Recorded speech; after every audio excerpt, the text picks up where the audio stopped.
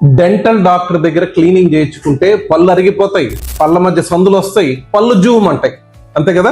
మీ పంటికి చిగురికి సందుల్లో వచ్చే పాచి రోజులు గడిచే కొద్దీ చెక్కులుగా గట్టిపోతుంది, నోట్లో ఉండే కాల్షియం వల్ల హార్డ్ అయిపోతుంది. దాన్ని మీరు ఏ పేస్ట్ ఏ బ్రష్ వాడినా పోదు, మీరు ఏం చేసినా పోదు. కేవలం ఒక డెంటిస్ట్ వాళ్ళ ప్రొఫెషనల్ క్లీనింగ్ ద్వారా మాత్రమే ఆ డస్ట్ పోతుంది. పళ్ళ మధ్యలో చేరిన పాచినంతా మేము క్లీన్ చేసేసినప్పుడు ఆ పళ్ళ మధ్యలో ఉండే సందులు మీకు సందులు ఏర్పడ్డాయి అనిపిస్తాయి. రెండో విషయం ఏంటంటే ఆ పాచి డస్ట్ అంతా పెద్ద లేయర్గా ఫామ్ అయిపోయింది పైన, అది తీసేసినప్పుడు పళ్ళు అరిగిపోయినాయి అనుకుంటారు.